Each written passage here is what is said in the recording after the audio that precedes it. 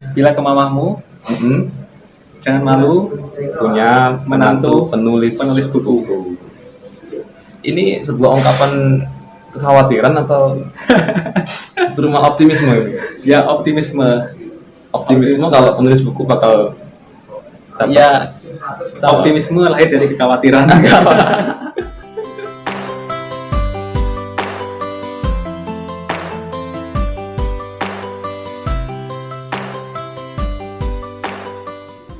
Oke, kawan-kawan Masa, salam muda budaya guna. Kita lanjutkan kembali pembahasan kita dengan Mas Endi Pratama berbicara tentang sastra. Dulu itu sering di sekolah dasar, guru itu mengajarkan atau mengajak para muridnya untuk membaca hikayat, untuk membaca cerita-cerita tentang rakyat, seperti itu. Itu penting nggak sih dalam pendidikan? Penting sekali aku pikir. Apa yang membuat dia penting? Cerita itu sebagai kendaraan. Ya. Kendaraan untuk mengantarkan keilmuan, mengantarkan ideologi, mengantarkan maksud dari penulis. Artinya Ada transfer nilai di situ. A.S. Laksana pernah ngomong bahwa setiap orang itu menyukai cerita. Setiap orang menyukai cerita. Tidak ada orang yang tidak menyukai cerita. Oh, Maka misalnya obrolan-obrolan di warung kopi, iya. ada seorang teman yang ngobrol, aku punya cerita nih, begini nih tadi aku kayak gini A, B, C dan lain sebagainya. Dan itu juga ada di anak-anak SD, dia suka bercerita tentang film atau kartun yang dia tonton, atau orang tua dia bercerita soal segala macam. Tidak ada orang yang tidak menyukai cerita.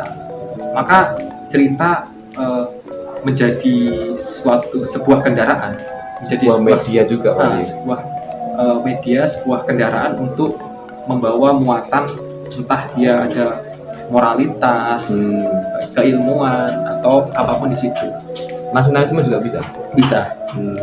Banyak orang yang menjadikan cerita itu sebagai media untuk mengantarkan keilmuan dan lain-lain, bahkan ideologi sekalipun. Dari seorang yang menggeluti dunia sastra, apa yang bisa sampaikan terhadap dunia pendidikan kita saat ini? Cerita sebagai kendaraan itu sebetulnya hari ini aku pikir mulai tidak kembali menyala. Aku pikir mulai meredup. Misalnya dari pendidikan anak kecil, anak usia SD ataupun yang sebelum duduk di bangku SD itu, mereka sebetulnya kekurangan cerita yang bagus, berimajinasi. Pokoknya kekurangan muatan-muatan yang cerita itu. Beda dengan negara-negara barat.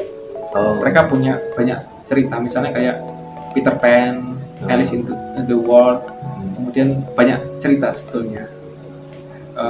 Dan ini kekurangan yang ada di pendidikan Indonesia. Jadi aku membayangkan ini juga disoroti oleh sastrawan Indonesia, ya. Bagaimana salah satunya pada kompetisi Dewan Kesenian Jakarta, di mana cerita anak Indonesia itu dinilai kurang.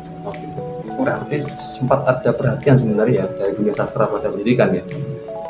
Sempat ada, termasuk itu ketika tahun aku lupa 2019 kalau nggak salah, di kompetisi cerita anak itu tidak ada pemenangnya.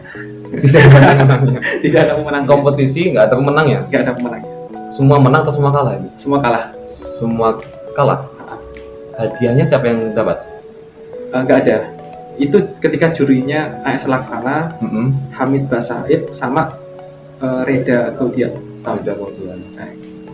Ini saya kok penasaran dengan kata-kata di bajunya itu apa, dan itu suka apa duka ya itu? Ini dibuat oleh Mas Laput Sablon ya. Endorsement juga ini. Bila ke mamahmu, jangan malu punya menantu penulis buku. Ini sebuah ungkapan kekhawatiran atau justru malah optimisme ini? Ya, optimisme kalau penulis buku bakal ya, optimisme lahir dari kekhawatiran. Sementara itu Mas Andi, terima kasih atas kehadirannya. Sama-sama. Mohon maaf atas segala kekurangan. Salam muda, salam berdaya guna.